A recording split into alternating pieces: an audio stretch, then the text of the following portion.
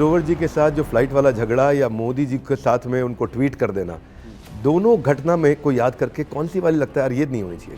Nepotism तो नहीं है ये कि आप अपने सारे पुराने बचपन के दोस्तों को साथ में ले आए? क्या कभी ऐसा हुआ था कि किसी ने फ़ोन करके स्टार ने बाद में शूट के बोला यार कपिल ये नहीं पूछना चाहिए था? डायरेक्टर अब्बास मस्तान ने कहा था कि भाई कपिल ने कॉमेडी तो आसानी से कर ली पर वो रोमांस नहीं कर पा रहे थे अच्छे से।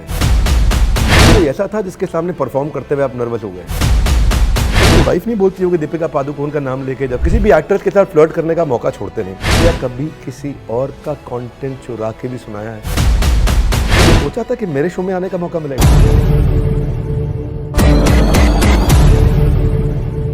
हाँ जी नमस्कार, मैं Vivek Bindra, founder and CEO बड़ा बिजनेस.com। आज बहुत एक्साइटेड हूं क्योंकि हम आपके favourite the Bada Bharat show का सेकंड सीजन लेके आ रहे हैं। मिलियंस एंड मिलियंस का व्यूअरशिप आपने हमारे सीजन 1 को दिया।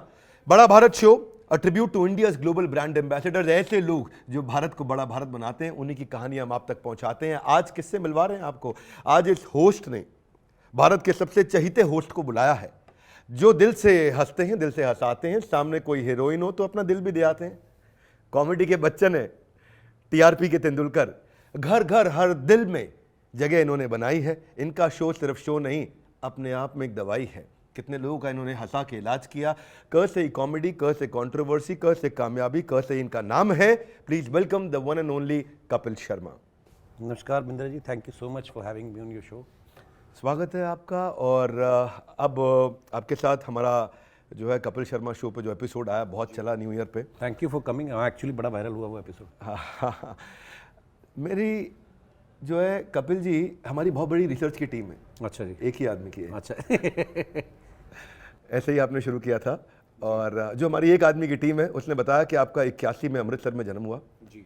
उसने बताया कि 2007 में लाफ्टर चैलेंज जीत के आप सुर्खियों में आए। 2016 से कपिल शर्मा शो आपका लगातार हिट हो रहा है। 2013 से, हाँ, क्षमा चाहता हूँ, 2013 से एक्टर्स आते हैं कंटिन्यूसली, अपनी एडवांस बुकिंग कराते हैं। किस किस को प्यार दें, फिरंगी जैसे आपने मूवीज़ करी।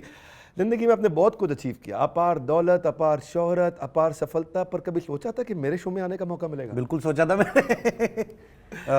मैं बिंद्रा साहब आपके फ़ैन हैं हम, बहुत नॉलेजेबल आपके वीडियोस होते हैं। और हमारा जो यूथ है जो कहीं ना कहीं किसी ना किसी डायरेक्शन में जाना चाहता है, तो आपके वीडियोस से उनको बहुत सहायता मिलती है।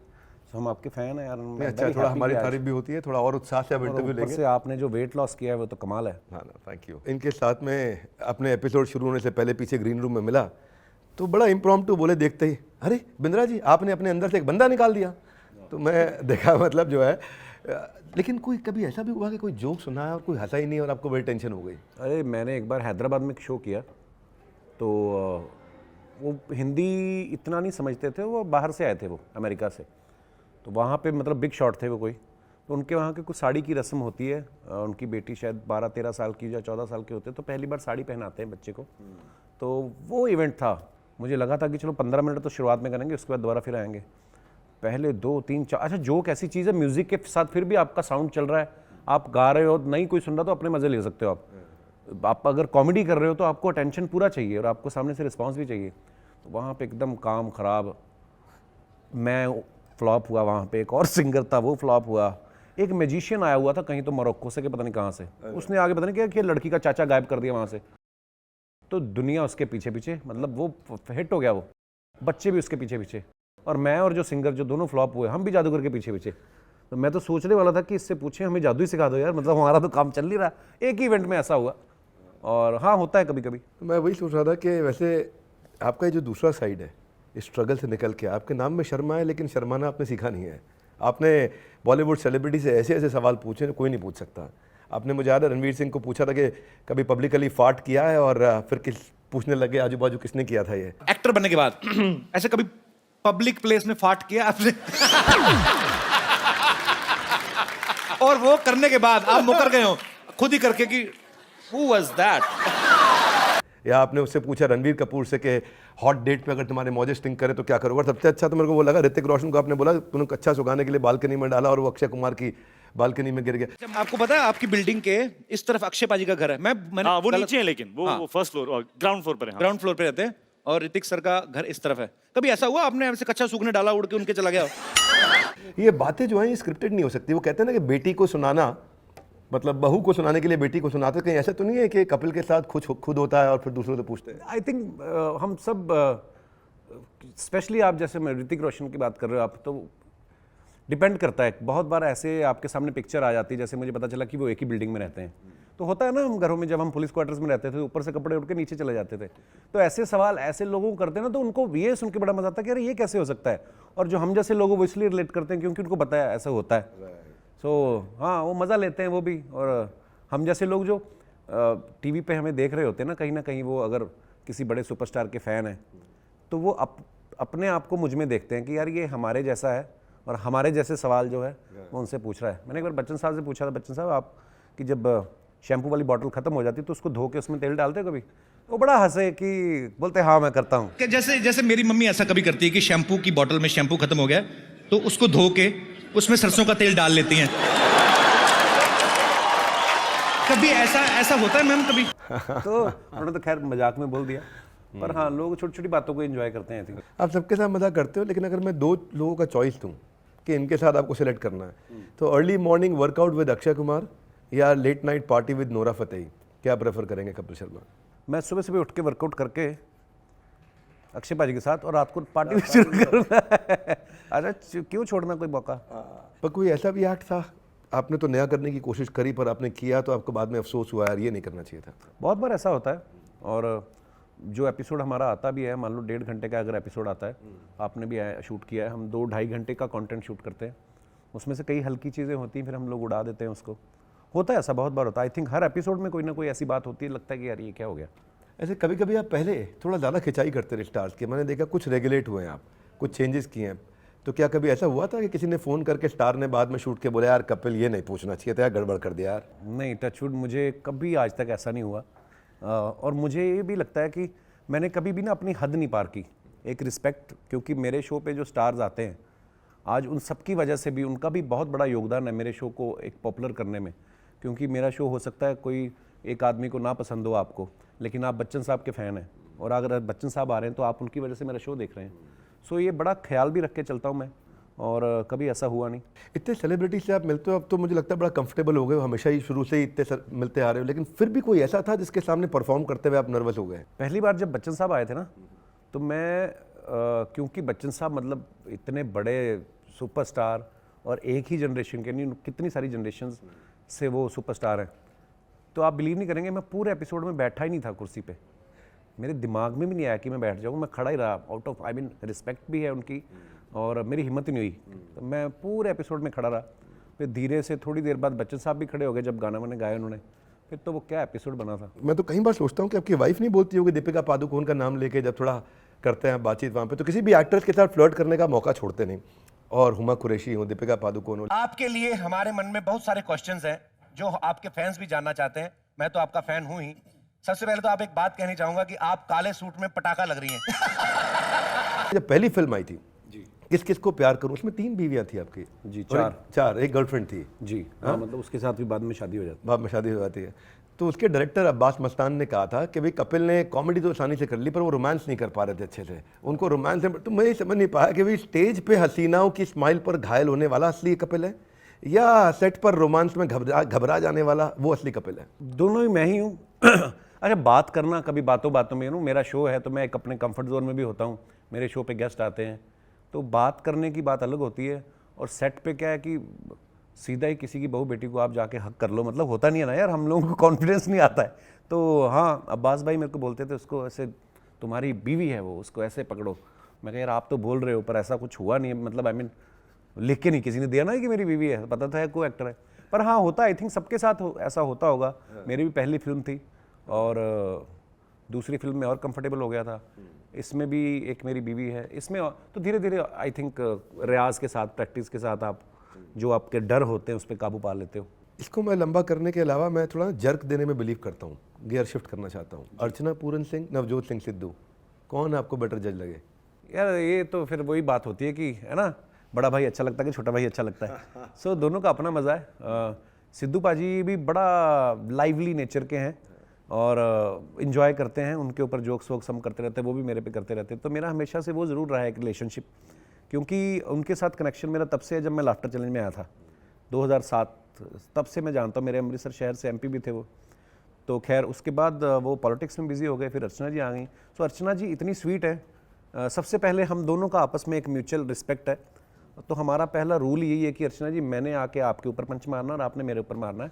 उसके बाद क्योंकि कोई तीसरा गेस्ट आया हो ना, वो फिर हिचकिचाता नहीं है। उनको पता यार ये दोनों तो आपस में एक दूसरे की टांग खींच रहे हैं, तो हमारी तो खींचेंगी।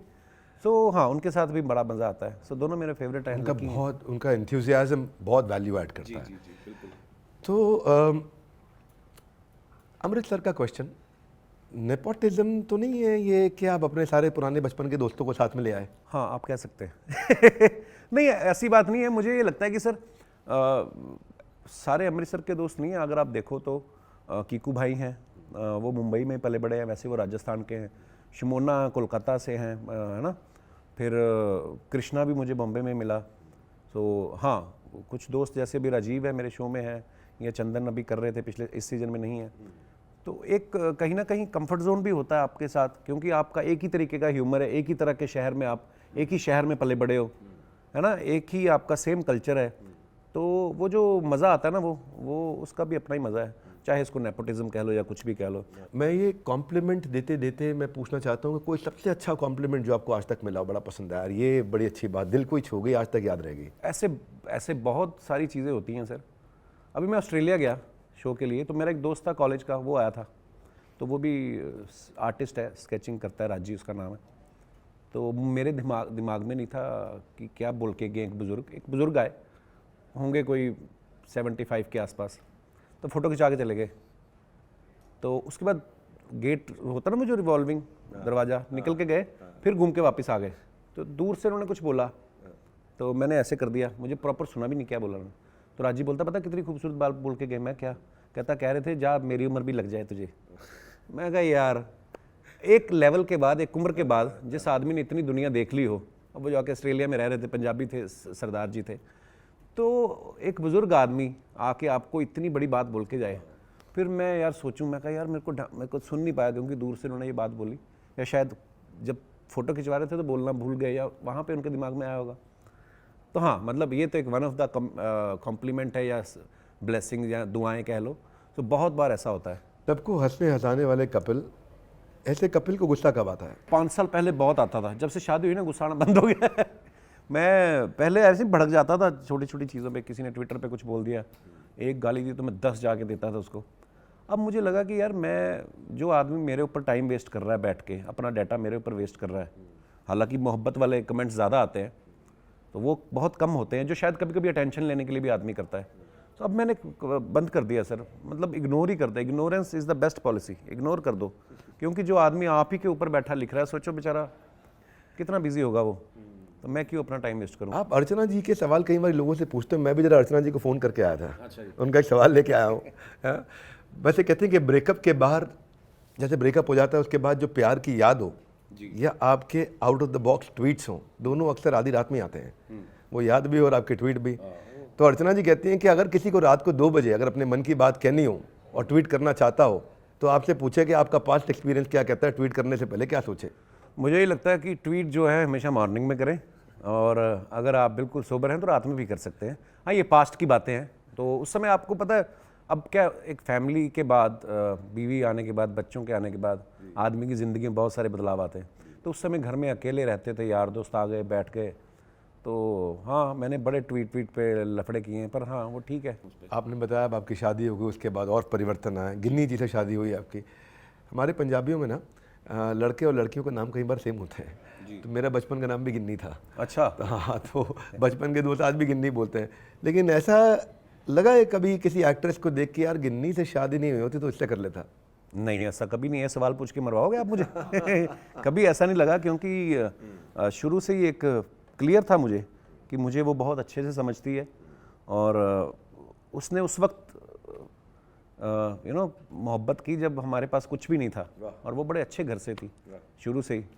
सो वो चीज़ तो कभी हमेशा दिल में ही है, वो कभी निकल ही नहीं सकती, तो ऐसा कभी ख्याल भूल के भी नहीं आता।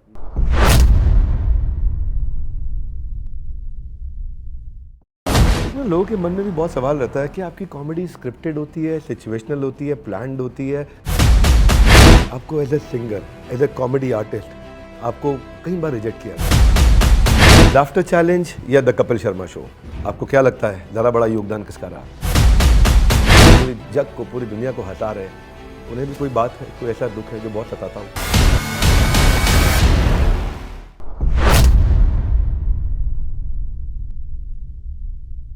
आपको ना, जब मैं आपसे मिला था आपके शो पे, मैंने कहा था हर बार आप नया कंटेंट देते हो। हम लोग कंटेंट क्रिएटर्स हैं, हमें मालूम है कि कितना चुनौती होती है, कितना चैलेंज होता है, पर क्या कभी किसी और का कंटेंट चुरा के भी सुनाया है? नहीं सर, ऐसी कभी नौबत नहीं आई। हाँ, मेरा बहुत सारे लोग सुनाते हैं, सो ऐसा नहीं किया कभी। पर हाँ, कभी कभी ऐसा होता है, कभी कोई चुटकुला आपने शायद बचपन में सुना हो, जैसे संगीत की बात करते हैं ना, फोक सॉन्ग होते हैं जैसे, ऐसे कई कहावतें, कई चुटकुले भी फोक हो जाते हैं जिसका हमें पता नहीं होता कि इसका क्रिएटर कौन है, लेकिन वो सालों से सुनते आ रहे हैं हम। पर जोक की खासियत भी कह लें, या गाना आपको 50 साल पुराना भी सुनोगे तो आप दोबारा सुन सकते हो। जोक ऐसी चीज़ है, एक बार सुन लिया फिर आपको दूसरी बार मज़ा नहीं आएगा। सो हर बार आपको you have to create some new punches, new content. मुश्किल होता है पर हो ही रहा है। एक जब मैं आपके साथ शूट कर रहा था, मैंने देखा उस समय, वो बाद में पोस्ट प्रोडक्शन के बाद नहीं आता है, कट जाता है, आप बहुत सुंदर गाए उस समय। बीच में आके थोड़ा ब्रेक लिया, खड़े हो गए, माइक लेके गाना शुरू कर दिया। सिंगिंग या कॉमेडी, आपका फर्स्ट लव क्या है?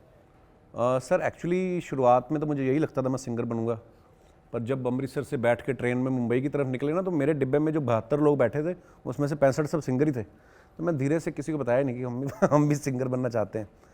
पर हाँ, जब अभी अपना कॉमेडी शो शुरू किया तो उसमें मैं फिर अपना वो शौक़ पूरा करता रहता हूँ। जैसे आपने बताया, ब्रेक में ऑडियंस को भी चार्ज करते रहते हैं, कोई आए पकड़ पकड़ के मैं सुनाता हूँ गाने कि अच्छा, बहुत मुझे सुंदर, बहुत अच्छा लगा मुझे। थोड़ा बहुत बहुत अच्छा लगा। आपको as a singer, as a comedy artist, आपको कई बार रिजेक्ट किया गया।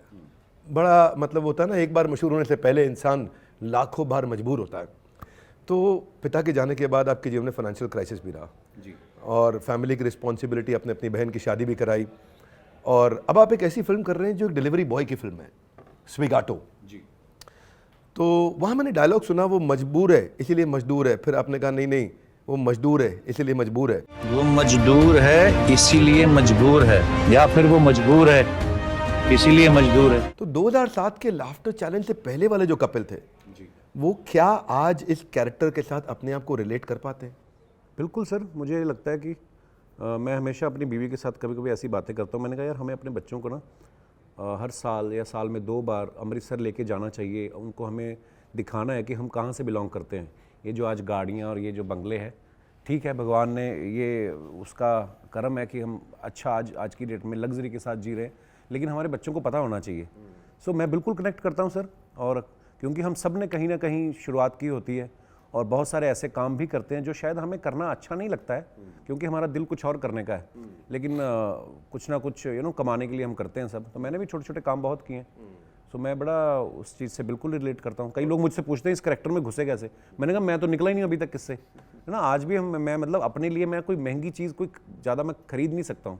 मुझे होता है यार, मतलब क्या ज़रूरत है, मेरी वाइफ चाहे मेरे लिए ले आए कुछ तो अलग बात है। तो मैं अभी भी उसी मेंटालिटी का हूँ। तो सैलरी वाली सोच होती ना, क्योंकि पिताजी की सैलरी आती थी हर महीने, तो पहले हफ्ते बड़ा मज़ेदार पकवान पक रहे हैं, दूसरे हफ्ते थोड़े कम हो जाते हैं, तीसरे हफ्ते पनीर से सीधा दाल पे आ जाते थे हम लोग, है ना। तो हम उस सोच वाले हैं। तो हाँ, वो चीज़ रहेगी हमेशा, आई थिंक वो कभी निकल ही नहीं सकती। किस किस को प्यार करूं, फिरंगी, अब स्विगाटो, सबसे नज़दीक दिल के कौन सी? स्विगाटो जो है, ये मुझे ऐसा लगता है कि जब आप एक्टर बन गए हैं, लोगों ने आपको इतना प्यार दिया है, आप क्या पे बैक कर सकते हो किसी को। आप कलाकार हो तो अपनी कला के माध्यम से कर सकते हो। तो मुझे लगता है कि स्विगाटो ऐसी कहानी है कि जैसे मैं अभी साउथ कोरिया में था सर, तो उन साउथ कोरियन लोगों को नहीं पता मैं कौन हूँ ना, वो तो वहाँ पे फिल्म देखने आए फेस्टिवल में। जो फेस्टिवल में मतलब फिल्मों के जो मुरीद लोग हैं, जो वर्ल्ड से ट्रैवल करते हैं फेस्टिवल अटेंड करने के लिए, और मैं भी देख रहा था वहाँ पे पिक्चर। अब मैं जैकेट वैकेट पहन के चश्मा लगा के बैठा हूँ, तो किसी को सपने में भी नहीं था कि ये जो मोटरसाइकिल चला रहा है यही बंदे ने प्ले किया है। तो मैं मेरी बीवी बैठे हुए थे, तो जब फिल्म खत्म हो रही थी, एंड क्रेडिट्स चल रहे थे, तो गाना आता है तो एक लड़की रो रही, मेरी बीवी ने कहा वो देखो। तो मैं देखूँ, मैं कहा इसको मेरा रोल इतना गंदा तो नहीं लगा कि इसलिए तो नहीं रो रही। पर बाद में वो जर्नलिस्ट निकली, खैर, तो उसने बाद में सवाल भी पूछा एक, खैर उसको बाद में पता चला कि मैं भी बैठा देख रहा था। सो मैं ये सोचता हूँ कि इमोशन जो है यूनिवर्सली सेम है। पैंडमिक में जैसे मेरे किरदार की जॉब चली जाती है और वो मजबूरी में उसको डिलीवरी बॉय का काम करना पड़ता है। तो जब हम लोग उनसे इंटरेक्ट कर रहे थे जर्नलिस्ट के साथ, साउथ कोरिया के मीडिया के साथ, तो उन्होंने बोला कि हमारे देश में भी ऐसा हुआ, बहुत सारे लोगों की नौकरियां गई, बहुत सारे लोगों को मजबूरी में काम करना पड़ा। तो आई थिंक वो जो कनेक्शन है ना, ये खूबसूरती है सिनेमा की। भले ही इंडिया में फिल्म बनाई हमने, वहाँ पे जाके दिखा रहे हैं, वहाँ पे भी लोग कनेक्ट कर रहे हैं। एक बड़ा फेमस सॉन्ग है, तुम इतना जो मुस्कुरा रहे हो, क्या गम है जैसे छुपा रहे हो। जी मैं पूछना चाहता हूँ कपिल जी, जो पूरी जग को, पूरी दुनिया को हंसा रहे हैं, उन्हें भी कोई बात है, कोई ऐसा दुख है जो बहुत सताता हो? सर मुझे लगता है कोई भी इंसान ऐसा दुनिया में है नहीं जो संपूर्ण कहे कि मैं हमेशा ही खुश हूँ और मेरी लाइफ में कभी ऐसा हुआ ही नहीं। हुई हैं चीज़ें, आई थिंक आगे भी होंगी, शायद होती हैं। और मुझे हाँ, एक चीज़ का मुझे वो ज़रूर रहता है, भगवान से शिकायत। भगवान से क्या शिकायत, आम आदमी की क्या हिम्मत है कि करे। पर हाँ, एक गिला होता है कि यार जैसे 2004 में मेरे फादर एक्सपायर हुए और 2007 में मैं लाफ्टर चैलेंज का विनर बना, तो मैं कहा यार वो कहीं ना कहीं चाहते थे कि मेरा बेटा इस फील्ड में कुछ करे। 3 साल की तो बात थी यार, मैंने कहा चलो थोड़ा वक्त और मिल जाता तो। हालांकि इंसान की सारी ख्वाहिशें पूरी हो जाएं तो शायद वो खुद ही भगवान बन जाए, ऐसा सो पॉसिबल नहीं है। पर हाँ, एक मन में रहता है कि काश डैडी होते, उनको कुछ मैं दिखा पाता, उनको कहीं घुमा पाता। तो वो एक है, कभी मन में रहता है। परमिशन दीजिए, मैं आपको रैपिड फायर पे लेके जाऊंगा। अब आपको आंसर बहुत छोटे देने हैं। सोचिए अगर आप गर्मा गर्म खाना एकदम स्वेगाटो का लेके जा रहे हैं, है जी, और जिसको पहुंचाना है वो फ़ोन नहीं उठा रहा है, बारिश हो रही है बड़ी तेज़, खाना एकदम गर्म है, तो आपको लगता है कि थोड़ा डब्बा खोल के खा लेंगे बीच में? मैं अपने काम में बड़ा ईमानदार हूँ, तो मैंने मेरे पिताजी को भी ऐसे ही देखा है। तो मुझे लगता नहीं है कि मैं खाऊंगा। अब वैसे आपकी फेवरेट डिश क्या है? पंजाब से हूँ तो मुझे वो जो राजमा चावल, कड़ी चावल, चावल छोले, पराठे, ये सब अच्छा लगता है। खाने की बात पे जो स्विगाटो, जो आपकी नई मूवी आ रही है, उससे कुछ सवाल लेता हूँ मैं आपको। आपकी पहली फिल्म कॉमेडी थी, वो अब्बास मस्तान के साथ थी। दूसरी फिल्म आपने सीरियस करी नंदिता दास के साथ। मज़ा किस में ज़्यादा आया? हर स्टोरी का अपना ही मज़ा है। वो उसमें मैं क्योंकि हंसा रहा था लोगों को, वो एक एक्सपेक्टेड ही था लोगों को। तो उसके बाद मैंने फिरंगी की, वो इतना अच्छा बॉक्स ऑफिस पे नहीं वर्क किया। पर ये जो मूवी है, ये लोगों के लिए बड़ा शॉकिंग था मुझे इस कैरेक्टर में देखना। हालांकि मेरे जो आसपास वाले मेरे यार दोस्त, मेरी फैमिली, उनको इतना शौक नहीं लगा, क्योंकि उनको पता है सीरियस थिएटर हम लोग करते रहे हैं। कॉमेडी तो बाई चांस हुई, उसके पहले हम लोग बड़े सारे प्लेस किए हैं जिसमें हमेशा सीरियस किरदारी किए हैं। अब एक आपको आदमी को चुनना है, दोनों के साथ आपने काम किया, सुनील ग्रोवर, कृष्णा अभिषेक, दोनों में बेहतर कॉमेडियन कौन लगता है? दोनों ही बहुत कमाल के हैं। सुनील पाजी का अपना क्राफ्ट है, वो उसमें मास्टर हैं। कृष्णा जो है वो अंदर से बहुत शरारती है। तो दोनों का अपना फ्लेवर है। लाफ्टर चैलेंज या द कपिल शर्मा शो, आपको क्या लगता है ज़्यादा बड़ा योगदान किसका रहा? और लाफ्टर चैलेंज ना होता तो शायद कपिल शर्मा शो भी ना होता। सो दोनों का बहुत महत्व है मेरी ज़िंदगी में। सुनील ग्रोवर जी के साथ जो फ्लाइट वाला झगड़ा या मोदी जी के साथ में उनको ट्वीट कर देना, दोनों घटना में को याद करके कौन सी वाली लगता है यार ये नहीं होनी चाहिए थी? दोनों नहीं होनी चाहिए थी पर होती है, लाइफ में चीज़ें होती हैं। किस खान के साथ शूट करने में ज़्यादा मज़ा आता है? सलमान खान, शाहरुख खान, आमिर खान, जो मेरे साथ आए थे खान सर? सर शाहरुख भाई के साथ भी मैंने शूट किया है, सलमान भाई के साथ भी शूट किया है। मज़ा आता है दोनों के साथ। शाहरुख भाई के साथ इसलिए मेरी ट्यूनिंग ज़्यादा है क्योंकि मैंने उनके साथ अवार्ड शो भी बड़े होस्ट किए हैं। मैं बड़ा मज़ा आता है आपसे बात करके, पर जाने से पहले आज मैं चाहता हूँ आप एक रीज़न दे दें अपनी ऑडियंस को कि उन्हें स्वेगाटो मूवी देखने क्यों आना चाहिए। मुझे ऐसा लगता है सर कि ऐसी फिल्में बहुत कम बनती हैं। ये जो कहानी है ये हमारे हिंदुस्तान बनी ज़रूर है हिंदुस्तान में, लेकिन मुझे लगता है कि हर कोई आदमी इससे कनेक्ट करेगा। सो इससे इस फिल्म को देख के अगर आपकी ज़िंदगी में ये रियलाइजेशन आए कि आप जो भी काम कर रहे हैं, आज आपके अंडर कह लें या आपके साथ कितने सारे लोग काम करते हैं जो आपकी ज़िंदगी आसान करते हैं। भले कोई आपका मेकअप आर्टिस्ट है, या आपका कोई साउंड या है ना कैमरामैन है, कोई भी, या हाउस हेल्प है। हम लोग थैंक्स नहीं बोलते किसी को या फॉर ग्रांटेड ले लेते हैं। अब अपनी माँ को भी शायद नोटिस नहीं करते कई सालों तक, तो हमें लगता है माँ है तो इसका तो फ़र्ज़ है हमारे लिए काम करना। सो ये कहानी देख के शायद लोगों को लगे कि हमारी ज़िंदगी जो इजीली चलती है, हम तो फ़ोन पे एक ऑर्डर कर देते हैं और वो आदमी पता नहीं किस तरीके से। आज ही मेरे को सर एक वीडियो आया ट्विटर पे, जब से ये ज़ोमैटो का ट्रेलर ना, लोग मुझे ऐसे वीडियो फॉरवर्ड करने लगे हैं। एक डिलीवरी बॉय जा रहा और उसका बाइक ठुक गया, और क्योंकि उसको डिलीवरी करनी थी उसने उठ के चेक भी नहीं किया कि मुझे चोट लगी है, कहाँ लगी है, लगी थी उसको चोट, वो फटाफट उठा फिर भाग गया। आपने तो उसको ले लेना है और उसको पैसे देने और आपको थैंक यू भी नहीं बोलना, पता नहीं वो किस परेशानी से निकल के आ रहा है। सो ये एक आदमी की कहानी है, 4 दिन की कहानी, एक फैमिली की कहानी है। सो मुझे लगता है कि लोग ज़रूर पसंद करेंगे। मैं भी बहुत एक्साइटेड हूँ उसको देखने के लिए, सबसे कहूँगा कि ज़रूर देखना चाहिए। कपिल जी, खाना तो आप अब डिलीवर कर रहे हैं जी इस मूवी में, पर सालों साल से आप खुशियाँ डिलीवर करते रहे हैं जी, तो खाने की डिलीवरी भी अब हम देखेंगे तो वो खुशी जो आपने दी है वो अमीर से अमीर आदमी खरीद नहीं सकता, इसका कोई प्राइस टैग नहीं है। तो आपके साथ वक्त बिताने का सबसे बड़ा फ़ायदा ये है कि आप हंसा हंसा कर साथ वाले का खून बढ़ा देते हैं, और बड़ा भारत शो में आप आकर के आज हम भारतवासियों का खून बढ़ाया आपने। आपकी आने वाली फिल्म के लिए मेरी तरफ से बहुत सारी शुभकामनाएं, और मैं सबको कहूँगा कि कपिल जी की ये आम आदमी के किरदार वाली, आम आदमी की कॉमेडी आपने इनसे बहुत सुनी, आम आदमी के किरदार वाली इस वक्त ज़रूर देख करके आइए और फीडबैक दीजिएगा। कपिल जी, ये वीडियो क्यों शेयर करना चाहिए लोगों को? आप अपने अंदाज में एक लाइन में कहिए कि ये वीडियो क्यों शेयर करें, सबको ये वीडियो क्यों देखना चाहिए, इसमें आपने क्या बात करी? फ़ोन में आपने डाटा डलवाया अनलिमिटेड, अगर आपके पास पैकेज है तो देखिए वीडियो, और भी तो देख ही रहे हो, तो ये भी देख लेना। सो हाँ, ऑन ए सीरियस नोट, ये बड़ी फिल्म हमने बड़े प्यार से बनाई है, और हम जैसे करोड़ों लोगों की ये कहानी है, और ऐसा सिनेमा अप्रिशिएट होना चाहिए सर। मैं फ्रैंकली स्पीकिंग, मैं टीवी पे बहुत अच्छे पैसे कमाता हूँ, मेरा अच्छा सब कुछ चल रहा है। फिल्में मुझे पैसे के लिए नहीं करनी है, तो ये फिल्म मैंने की, मैंने तीनों फिल्में जो है मेरी दिलवाली थी, क्योंकि अगर फिल्में करने का मन हो तो साल में 3-4 मैं भी करूं। मैं हमेशा बहुत ही कोई पसंद आए तो वही करता हूं, तो ये फिल्म करने का कारण भी यही था कि यार ऐसा सिनेमा अप्रिशिएट होना चाहिए। बहुत खूब, बहुत खूब, अमेजिंग अमेजिंग। आपने वास्तव में भारत को बड़ा भारत बनाया है, और मैं सबसे रिक्वेस्ट करूंगा अपना फीडबैक ज़रूर दीजिए, अपनी लर्निंग्स दीजिए, और मूवी देख के आने के बाद नीचे कमेंट भी करिएगा। बस थोड़ा सा और इंतज़ार, इस सीज़न 2 का आ गया अगला बुधवार। हर बुधवार को हम लोग मिलते हैं द बड़ा भारत शो में। हमारे साथ जुड़े रहने के लिए, इस वीडियो को सब तक पहुंचाने के लिए आप सबका हृदय की गहराई से प्रेमपूर्वक बहुत बहुत धन्यवाद।